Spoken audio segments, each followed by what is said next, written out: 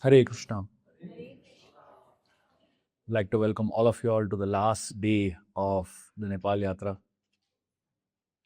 So today we are going to see the episode of the marriage of Sita and Ram. Yesterday we stopped at the point where Vishwamitra Muni encourages Ram to go and see the bow. So Janak Maharaj had given a detailed description of the bow, the greatness of the bow, and he had told the story of how the bow got formed, and he also gave the story of the Shiva Dhanush and the Vishnu Dhanush, how Shiva and Vishnu had a fight over the bows, and then finally Janak Maharaj brings the bow inside, and now everyone in Ayodhya, everyone in Mithila is discussing on whether Janak has done the right thing by setting such a high standard for the marriage of Sita. And in that context, Janak is very doubtful, he's very confused, and he's very concerned. And at that point, he sees, so there have been so many people who have come, tried and failed, but they've never been able to do it.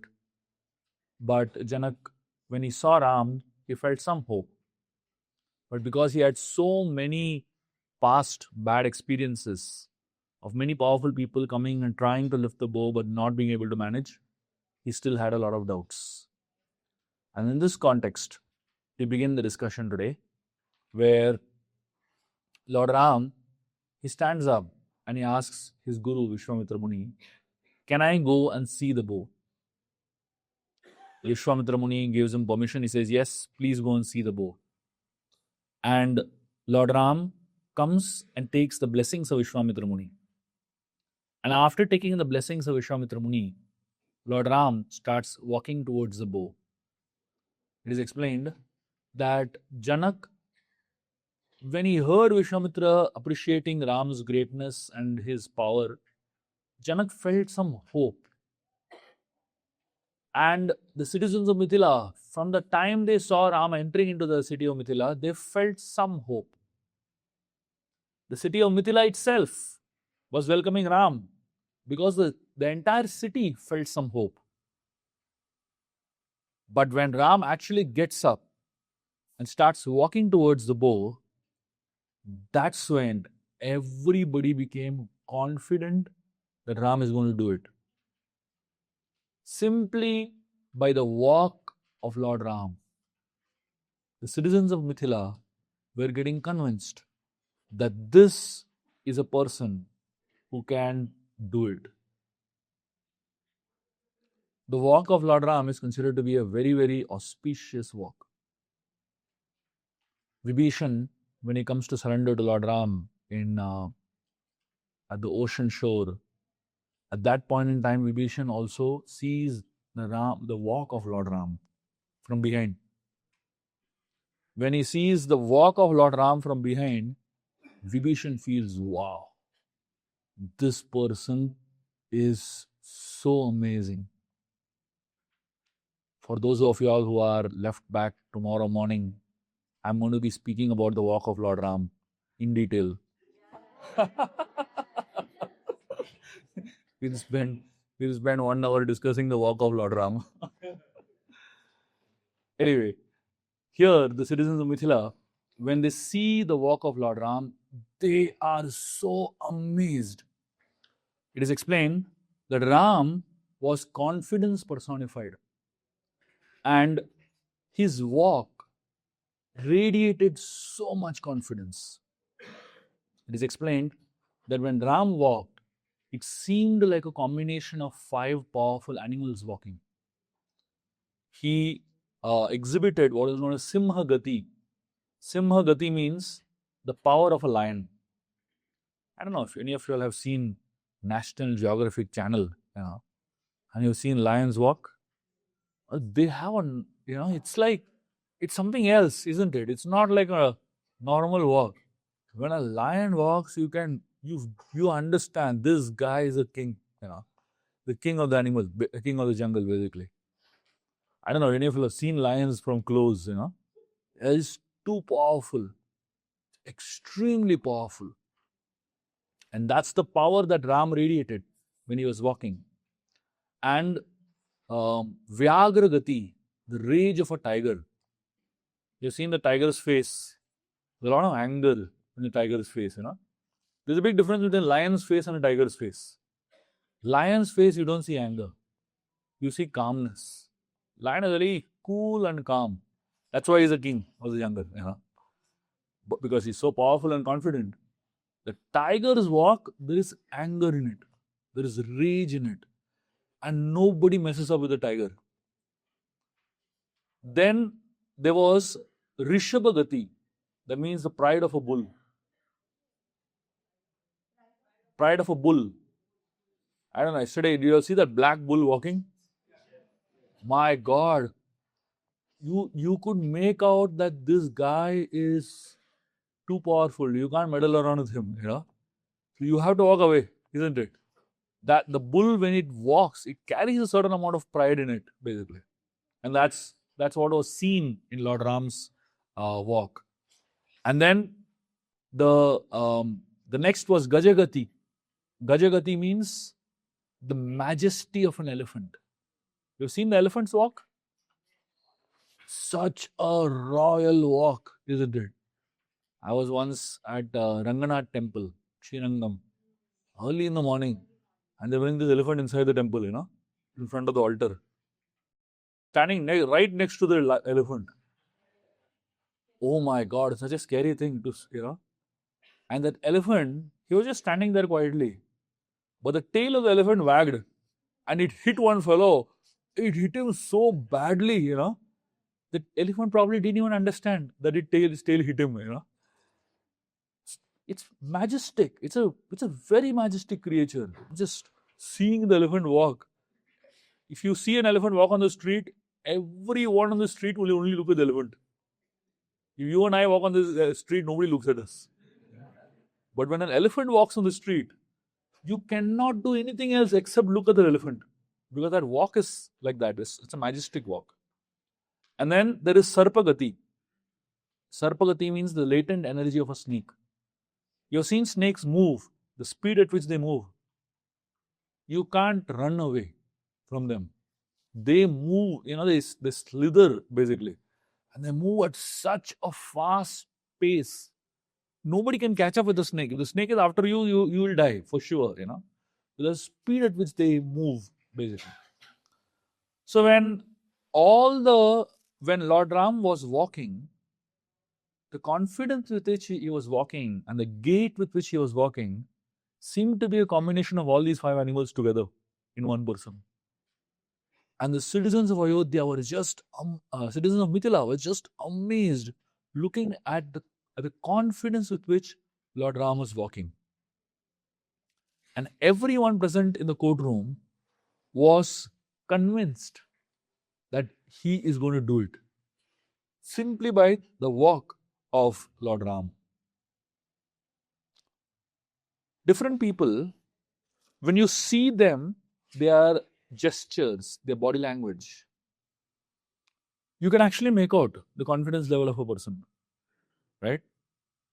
Just by the body language, the eye contact, the gestures with which they speak, and overall their posture, you can make out a lot about a person's confidence level simply by looking at that person, isn't it?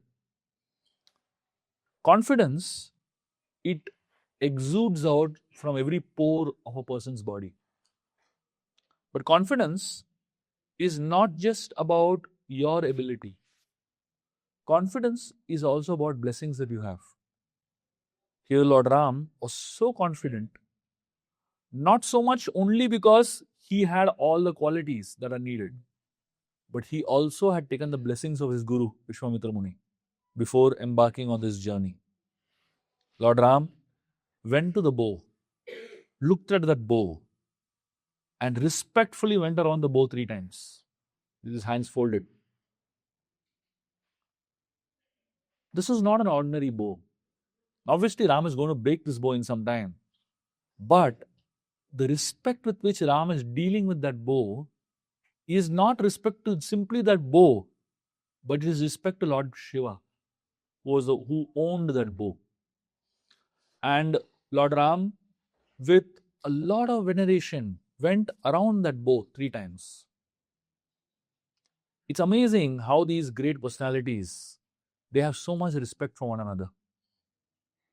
Lord Ram has so much respect for Lord Shiva, and Lord Shiva has so much respect for Lord Ram. The problem with all of us is that we choose sides. We say either a Ram Bhakta or a Shiva Bhakta. But among these great personalities, there is nothing like that. There is great respect among them. There is great awe and reverence among them. We look at all these external discriminations, but between these great personalities, there is only respect. Nowhere Ram will say, I am better than Shiva.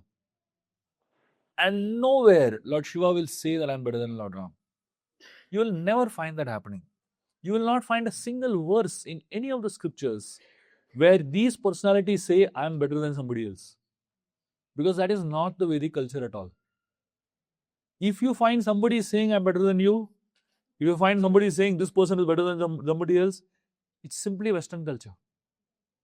So, Lord Ram, he went around the bow 3 times respectfully, and then he turned to Vishwamitra Muni and he asked him, can I touch it? Vishwamitra Muni told him, please. So Lord Ram bent down, held the bow with one hand, and then he asked Vishwamitra Muni, can I lift it? Vishwamitra Muni said, please. Now look at this. At every step in this journey, Lord Ram is seeking permission from Vishwamitra Muni. Now the question is, does he really need to seek permission? He's a Supreme Lord. He doesn't need to seek permission at all, isn't it? But why is he seeking permission? To teach us what it means to be an ideal disciple, an ideal student. A good student is someone who seeks permission before beginning any venture. A good student is someone who seeks permission before beginning anything auspicious. A good student is someone who seeks blessings at important junctures of life. Lord Chaitanya Mahaprabhu incarnated in this world to preach Harinam Sankirtan, right? His purpose, Yuga Dharma, he came here to do Harinam Sankirtan, to propagate Harinam Sankirtan. But Lord Chaitanya did not begin Harinam Sankirtan till he met his Guru Ishwarapuri and received the mantra diksha from him. And after he met Ishwarapuri, then he began Harinam Sankirtan, full-fledged. Why? To show us the right etiquette, what human beings are supposed to be doing. Nityananda Prabhu, born much before Lord Chaitanya Mahaprabhu, but he did not begin preaching till he met Lord Chaitanya Mahaprabhu. And after he met Lord Chaitanya Mahaprabhu, then he began preaching full-fledged. Hanumanji, such an exalted person, such a powerful person, but he did not exhibit his power till he met Lord Ram. After he met Lord Ram, that's when you find Hanumanji's heroism in the Ramayan. So all these great personalities teach us it's not about us. It's about the greatness of these souls that we need to understand. So the whole idea is that blessings of great souls at every interval is very, very important for us to progress in our spiritual journey. So as Lord Ram went towards that bow, he touched the bow, he asked permission for lifting the bow, and when Lord Ram asked permission for lifting the bow, all the citizens of Mithila understood. Now anything can happen. And all the citizens of Mithila understood whatever is going to happen now is going to happen in a few seconds. And they all understood that whatever is going to happen so fast. We may not be able to comprehend everything and experience everything. So they also understood that their eyes have limitations because our eyes blink, right? And in one blink something we miss, isn't it? Like many of you all, suddenly the lecture is going on, and in the middle some points go missing. You blink for a little longer time. And then, after the lecture is over, somebody comes and asks me, after this point, what did you say? So they remember this point, they remember this point. In between, everything blank. So the citizens of Mithila, they understood. We are going to miss something if we blink.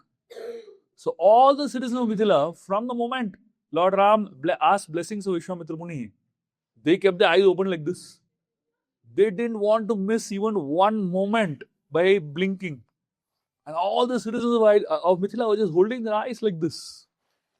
And in that next 1 second, Lord Ram holds the bow and picks it up so effortlessly, just like an elephant lifts a lotus flower.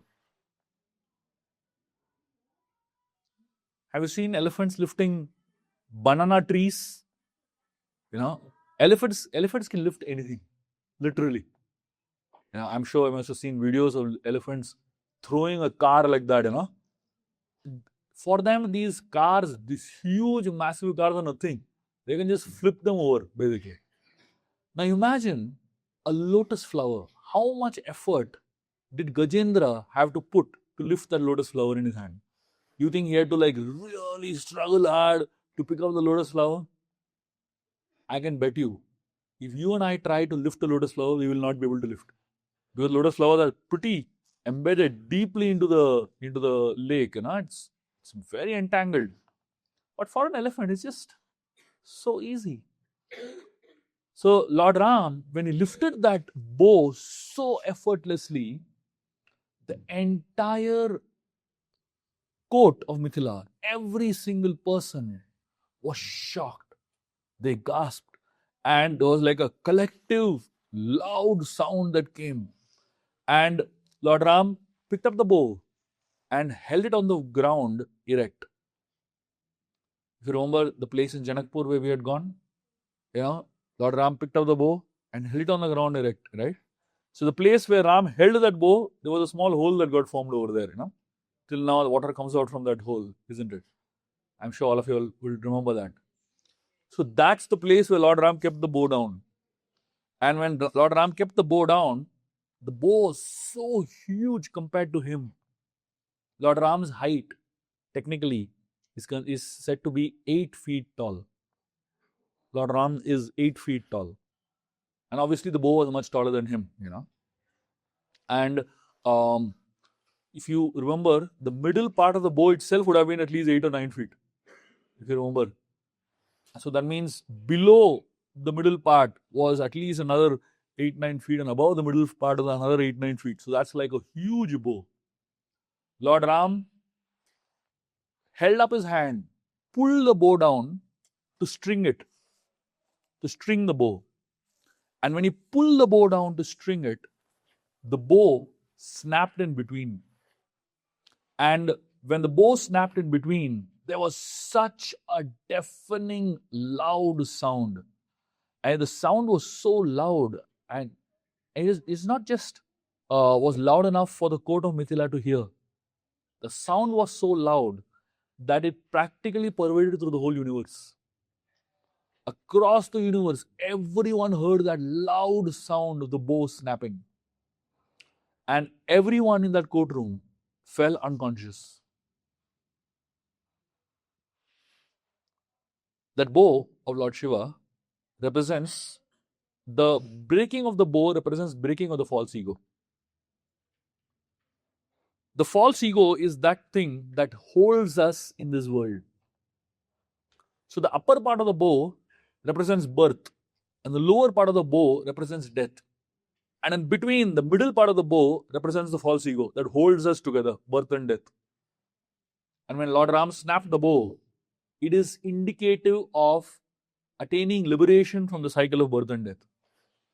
It is indicative of getting freedom from that thing that the false ego is binding. So the false ego also binds the gross body and the subtle body, right? So we have a gross body which is made up of earth, water, fire, air, ether. We also have a subtle body which is made up of mind, intelligence, and the false ego. That false ego is that adhesive that holds us to this gross body. If the false ego was not there, the Atma would be free. It would be liberated, go back to the spiritual world. And the last thing, as we leave this world from the material world and go back to the spiritual world, we give up one of the items, one of these elements. Earth, water, fire, air, ether goes with the body. And as we go higher and higher, the mind goes away, the intelligence goes away, and final thing that goes away before we leave the material world is the false ego. And once the false ego leaves, we are back to the spiritual world. Of course, right now our false ego is very powerful and very strong. We are in absolutely no hurry to leave this world. Our false ego is so powerful that it binds us in this world so powerfully. Great souls are those people who have conquered and won over their false ego while in this world. So they are a part of this world, but they are disconnected from this world, just like a copra. See this dry coconut? So you see that shell, hard shell is there outside, but inside, the coconut is not stuck to the shell. It is free from the shell.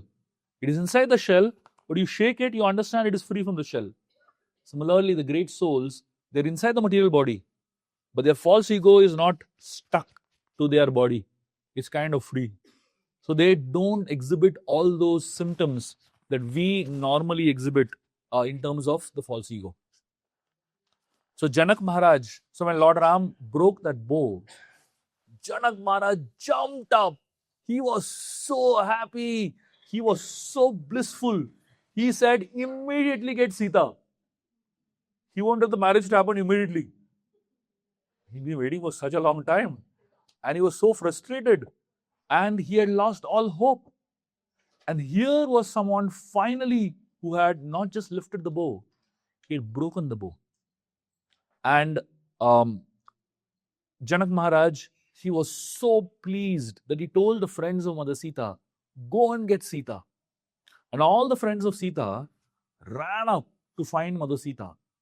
And when they saw Mother Sita, they saw that Sita was lost in thoughts. The interesting thing is that the entire universe had heard the bow break, except Sita. Sita was in the palace only. She was in Mithila only. But she did not hear the bow break at all. Why? Because she was so absorbed in thoughts of Ram that she had seen the previous day that she didn't even hear the bow break. Sita represents a living entity like all of us. Ram represents the aspect of changelessness. And the material world represents the phase of constant change. When one is so absorbed in internal thoughts, the internal aspects of life, one's connection with Paramatma, one is not affected by the external changes that happen in this world. The problem with all of us is that we are so affected by external changes. One political party wins, we become all disturbed. One full day goes in only discussing that, and we can't absorb ourselves. Then one festival comes, again our full day goes. We're just so disturbed. India wins cricket, that's all. 2-3 days goes. Just so disturbed and so bewildered and so confused, One fellow scores 100 runs, then we are so, whatever external changes happen, we get so disturbed internally. One plane crashes somewhere, we are disturbed over here. In the past, 10, 15 years before, when internet didn't exist, whatever happens in another part of the world, you will not know. Forget other part of the world. What happens in another village also, you will not know, isn't it? But today, what happens in another part of the world is disturbing us over here. And people come and tell also like that. Oh, I can't believe what is happening in Somalia. What is happening in Somalia? What it has to do with your life? But somehow, the way the world is working today is we get too disturbed by external changes. External changes are a part of life. Whether you want it or not, the world is going to change. If you allow every single change to affect you internally, when are you going to absorb yourself, Baba? When are you going to absorb and have something higher? So what happens? Meditation, it works like this. Meditation, it takes time to build up. Just like when kirtan begins, first 5-10 minutes, your mind is not focused only.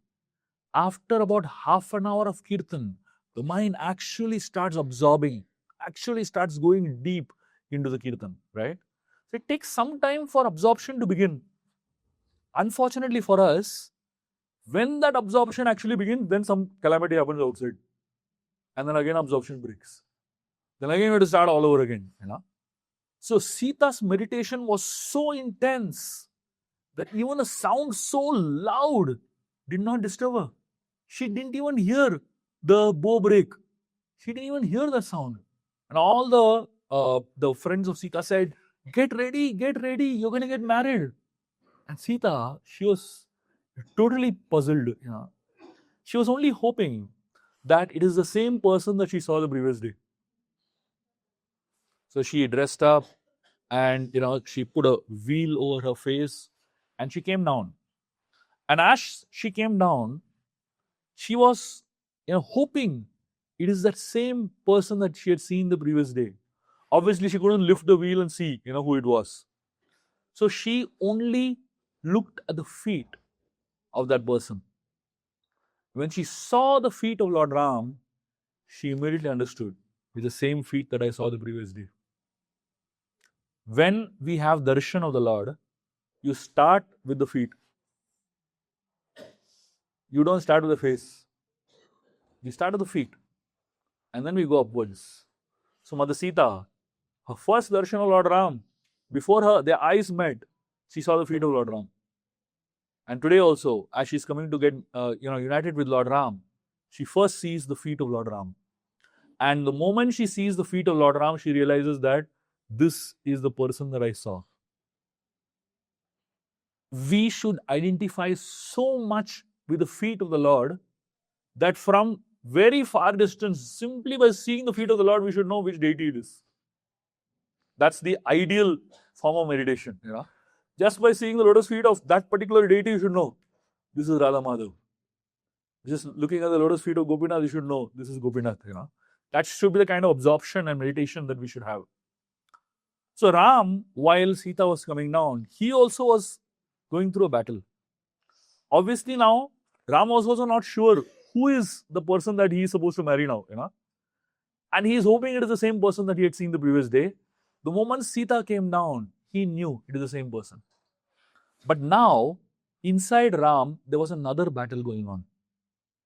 This was a battle between a son and a lover. Ram was thinking, I want to marry her, but how can I marry her without Dasharath's permission, without my father's permission, basically? So Ram, his life is etched by principles. His life is etched by principles. So, which means that if he wants to set an example to the world, even in choosing a life partner, he has to set an example to the world. Right? So whatever he does that has to be an example to the world. So Ram is thinking, if I get married today, right now, with Janak's approval and Sita's eagerness, if I get married right away with Vishwamitra's permission, it may be right at one level. And I also want this. But how can I marry without the approval of my father? My father sent me with Vishwamitra Muni to prevent Marich and Subahu from destroying the sacrifice, right? Did Dasharath tell him go and get married and come back? Obviously not. Dasharath didn't even think like that. So here, Lord Ram is thinking, my father sent me only for a particular purpose. He said, I cannot marry until and unless my father gives me permission to marry. The moment Lord Ram said that, Janak Maharaj fainted. All the others had fainted when the bow broke. And after that, all of them are waking up. And after Ram said that, now Janak Maharaj fainted. The citizens are wondering why he is fainting now, Yeah, some people have a delayed reaction, right? So Janak Maharaj. So people are wondering what happened to Janak Maharaj? Why did he faint? And Janak Maharaj, he was so disturbed in his mind. He ran to Vishwamitra Muni, just like a sick child runs to his mother, or a mother with a sick child runs to the doctor. Similarly, Janak Maharaj ran to Vishwamitra Muni. He wanted to know, what do I do now? The condition for which I put for my daughter's marriage, the bow, that bow is broken. The person who lifted the bow is saying, I won't marry. What do I do now? Obviously, there was no Fevicol at that time, Join the bow back,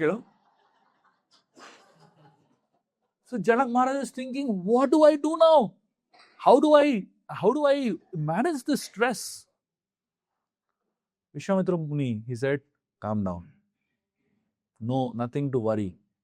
He said, Vishwamitra Muni told him, Ram never said, I don't want to marry. He only said, I won't marry till Dashrath approves. Let us get the approval of Dashrath and Ram will marry.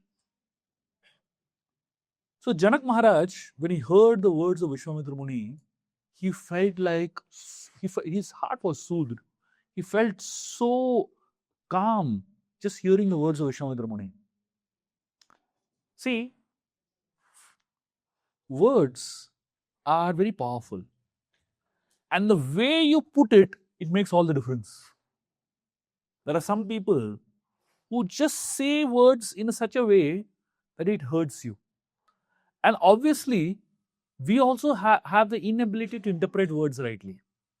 So Ram said the right thing only, but the way Janak Maharaj interpreted it was wrong. And therefore, he got so disturbed. And then Vishwamitra Muni comes and kind of puts a balm. He says, don't worry. Ram is not saying, I don't want to marry. He's only saying, I will not marry till Dashrath approves. We all need somebody like Vishwamitra just to get, the right context and just to help us understand, things in the right context. Because there is a good chance that we get confused about many things in life. And those things might disturb us so much, it is simply a matter of clarifying. It is simply a matter of going and asking, what did you mean? If Janak Maharaj, before he jumped to conclusions, before he got disturbed, he asked Ram, what did you mean? He would have got probably a better way of looking at it. But Janak first got disturbed and then went to find a solution or find meaning, right? That's what happens with most of us. The moment we hear something, we interpret it and we get disturbed first. And then we go and ask somebody what did it mean, basically. Then after we hear, we say, oh, this is what it meant. Okay, fine. So this jumping to conclusions, we should not do. But on the other hand, Sita, the way she dealt with this is something completely different. So here, Janak Maharaj got so disturbed, he fainted literally, right? But Sita is standing there with the garland in the hand. And Ram is saying, I don't want to marry. So think what Sita must be undergoing. When Ram is experiencing, when Ram is saying that he can't marry. Imagine, fights have been fought over Sita's beauty. There are so many people who have not been qualified to marry her. And the one person who is qualified is saying, I don't want to marry. But Sita, when she heard Ram speak those words, she became even more convinced that I want to marry him only. Because Sita analyzed the words of Ram in a totally different way. So what Sita did was, Sita analyzed Ram from the point of view of what she needs in her man. What she needs in a husband. What a woman is looking for in a person that she wants to marry. Sita, according to Mother Sita, there are 3 things that a man should have for a woman to submit herself to him. The first thing a man needs to have is the ability to protect. The second thing the man should have is the ability to express. And the third thing the man should have is the ability to control. So these three things are very important for a woman to see in her man, to consider that this person is worthy of giving myself to. What's the first thing? The ability to protect. The previous day, when she saw Lord Ram, the moment she saw Lord Ram walk and she saw Lord Ram from behind, she saw the shoulders of Lord Ram, she knew this is a person that can take care of me. And obviously today, he lifted the Shivadanush. What else you need proof? Sita understood. He is the perfect person for me. And the second thing, the ability for self-control. So here, I was saying, people have fought wars over Sita. Every single person in this world, including the gods in the heavens, want to marry Sita. And the person who is actually qualified and is getting to marry Sita is saying, I don't want to marry. Kya control hai? What kind of ability that is, isn't it? What kind of ability that is? When you have a gulab jamun in your hand and you say, I will not eat it, that means you really have determination, isn't it? That's not easy. That's not at all easy. All of us have seen in this yatra, isn't it? So many times we have decided, udhar nahi jane ka. But somehow there are so many people to inspire you. Take it, Prabhu. After that, you do fasting, You do extended intermittent fasting, and later, so many people are there to inspire you. First of all, you are less determined. On top of that, there are people who are ready to inspire you. Where is the question of following? Where is the question of saying no? Isn't it? But here, Lord Ram, Janak Maharaj is saying, please marry my daughter. Sita is standing with a garland over there. Imagine, it's not that the marriage is going to happen in a few days. She's standing with a garland there. It's just a matter of bending down and taking the garland. That's all. Marriage would be over. But in that context, Ram is saying no. That he told Sita that this person really has self-control. For a woman, that's a very important quality to see in a man, the ability to handle temptations, the ability to be controlled in the mind, because that affects at so many levels life. And the third thing Sita saw in Ram was the ability to express. One of the biggest complaints that women have against men is that they don't speak. They don't express what is going on in their hearts. And the problem that men have in women is that they express too much. Why to express so much? This is where maximum fights happen at home. One person expresses too much and one person expresses too less. There is no mid path only, practically. Men live in caves. Caves are places where men go to when they are very stressed out. So when a man is very stressed out, they start thinking. That's how they deal with problems in life. They begin to analyze and think. They become very quiet and they start, thinking a lot. A woman, the way she deals with problems is she goes out into the world and discusses with 10 people, And after she discusses with 10 people, then she gets some brilliant ideas how to handle the problem. So men go into caves to deal with their problems, and women go out into the world to deal with their problems. Now imagine if the man who is in the cave is trying to deal with a woman who is, So if a man comes home with a problem, the woman is trying to tell, please tell me what your problem is. So the moment the woman says, please tell me what your problem is, the man feels, she doesn't feel that I can handle my problem myself. So he goes at the ego level. And he becomes even more quiet. He goes deeper into the cave. And when the woman sees that he's going deeper into the cave, she tries to pull him out further. And the guy goes even deeper. So here, when Sita saw Ram speaking out what is in his heart clearly, Sita felt this person has the ability to express himself clearly. And this is the third quality that a woman looks for in a man. In fact, this is the most important quality. The other two is okay. They can compromise. Most women today can protect themselves, But if you learn karate and the kung fu and all that, you can protect yourself. But this inability to express is a major problem in people's lives. And when Sita saw that in Ram, she realized, that's all. I am ready to wait forever for accepting him as my husband. So, here, Vishwamitra Muni, at this point in time, he gets into action. And he organizes for a party to go and give the information to Dasharath Maharaj. So Ram and Sita, their marriage is a very interesting marriage, because the marriage of Sita and Ram is not just about marriage of two individuals, it is a marriage of two dynasties. Not just Sita Ram's marriage, every marriage actually. It is not just a marriage of two individuals, it's a marriage of two families, isn't it? And when two families come together and they are in sync with one another, that's when healthy marriages work. That's when the principle of relationships work. But what happens today? Boys and girls they fall in love with each other, and that's all. They decide that we want to get married. Lot of time information goes to the father and mother after the marriage. Strange, isn't it? Srila Prabhupada, when he was in the Western world, he conducted many marriages for his disciples. And many of the disciples of Srila Prabhupada, they were already living together. One marriage Prabhupada conducted, and husband and wife were getting married. And they already had a child. The child was crying loudly. Prabhupada said, what is this?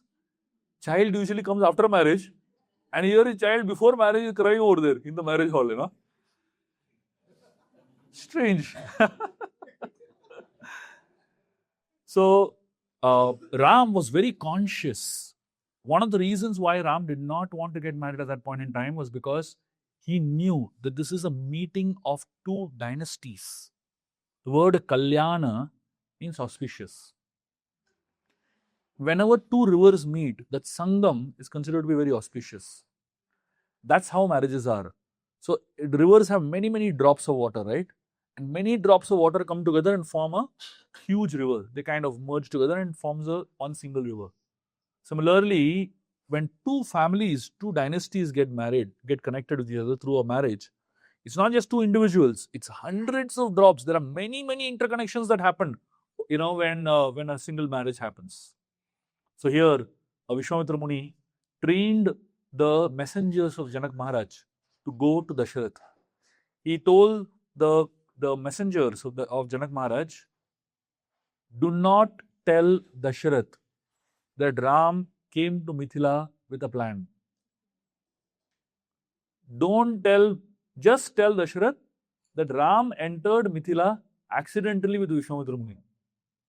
By mistake he entered Mithila, and by mistake he lifted their bow. Don't say that this was pre-planned, basically. So obviously now if Dasharath Maharaj feels that this is a match fixing happening, Vishwamitra Muni had planned it before only, he will never agree for it, isn't it?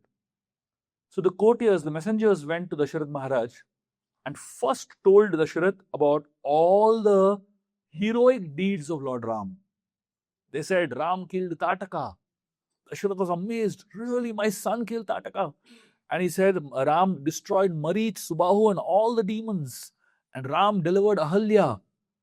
Dasharath was amazed how his son has matured so much and done so much, achieved so much in such a short time under Vishwamitra Muni's guidance.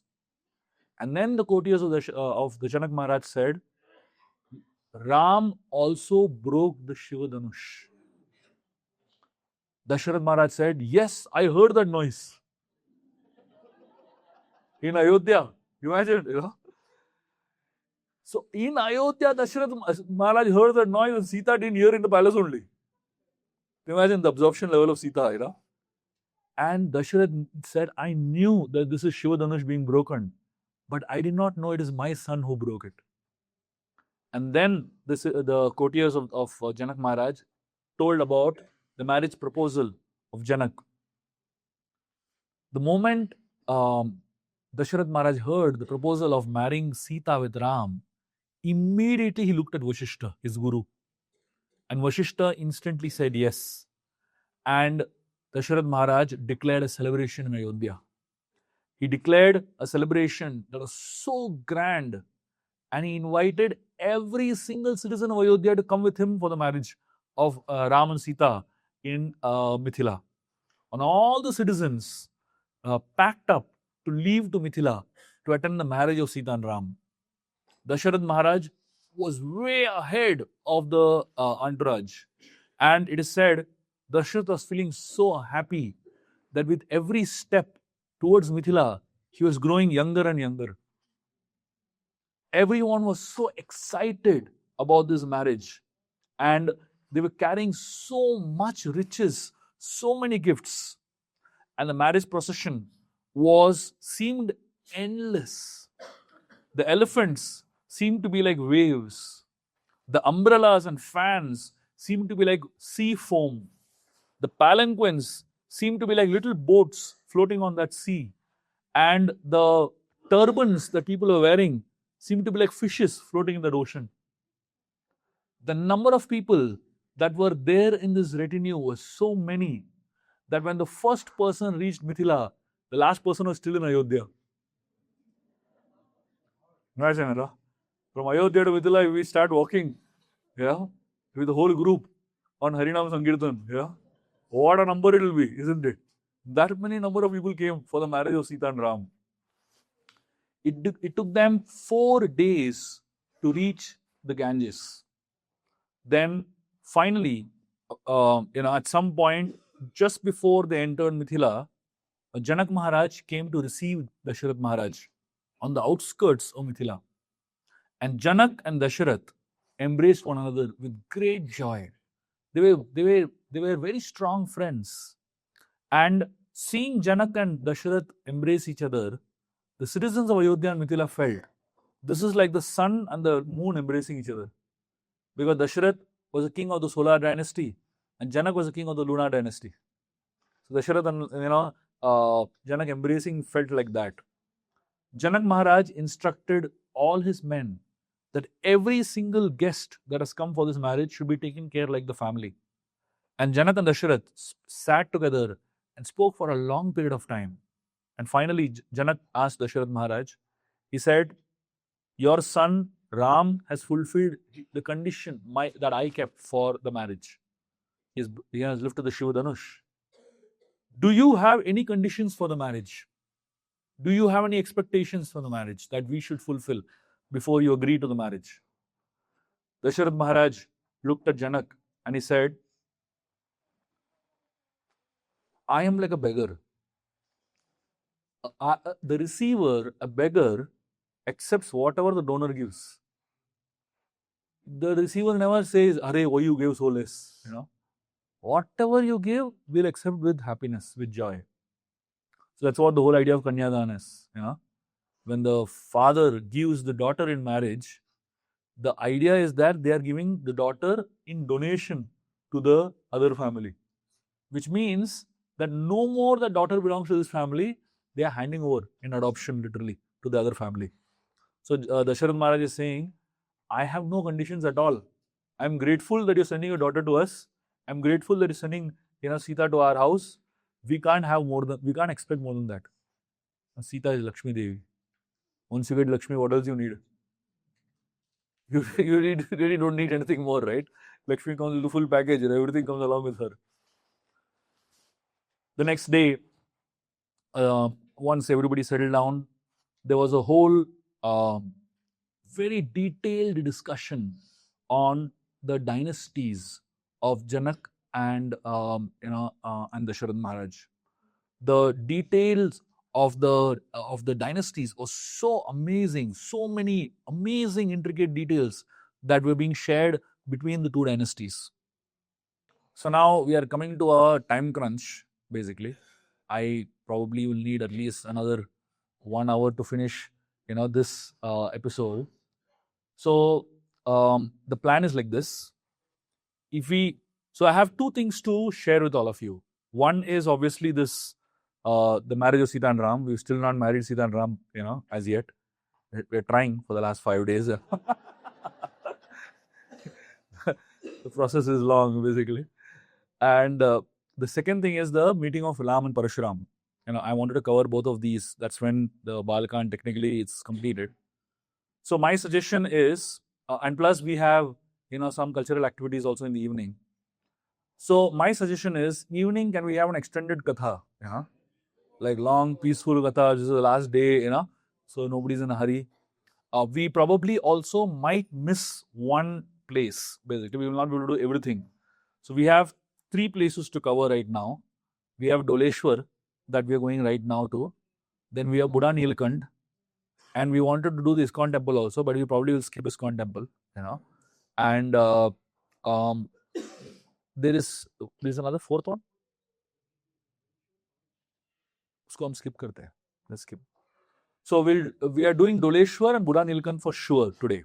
So we'll try to see if we can do both today in the morning itself, so that the evening is completely vacant. So we can do an extended long katha. We'll have cultural activities also, and also I wanted to do a winding up session for all of you all to have good memories that you can carry back. It's very important to do a closing session for the yatra. You had such an intense yatra, so it's nice that we can close together, summarize everything nicely together. So let's look at a long extended katha in the evening. We probably might give you a little shorter rest period today in the afternoon. I hope that's okay with all of you all. Okay? Okay, great. So let us, at this point, conclude with a very interesting thought. So Janak Maharaj and Dasharath Maharaj are sitting together with their gurus. Potananda Rishi, Vishwamitra Muni and Vashishta, they are all sitting together. And a discussion is going to ensue. The discussion that is going to ensue is a very important discussion. The reason this discussion is so important is because both Janak and Dasharath are going to talk about their ancestors. And the discussion goes so much in detail, where Dasharath Maharaj is talking about all his ancestors, all the way up to Raghu. And here, Janak Maharaj and his guru Vishwamitra Muni, Satanand Rishi, are going to talk about their ancestors, leading up all the way to the founder, Nini. And all these discussions are so important in our scriptures. If you have studied Bhagavatam, you'll find there are chapters and chapters and chapters of only names of kings. I don't know if you come across those chapters. It says he's a king and his son is this, and then his son is this, and then this king's son is this. You're wondering what is going on? Why are we being told names of hundreds and thousands of people? People that probably will never ever, get to know more details about. The scriptures explain that our connections to our ancestors is extremely important to determine who we are. Whoever we are today is because of our connection with who we were connected to, our ancestry. And that's why whenever you go to temples, they ask you for your gotra, right? It doesn't matter who you are. What it matters is whom you're connected to. Therefore, all the scriptures always talk about connections. Because from the connections, from the lineage, comes a lot of good qualities. A lot of qualities that you and I have today is coming from our ancestors. Today it's very fashionable to not talk about surnames, not talk about gotras, not talk about any connections in the past. Why? Because people say, why are you talking about my connection? Talk about me. You don't exist if your connections don't exist.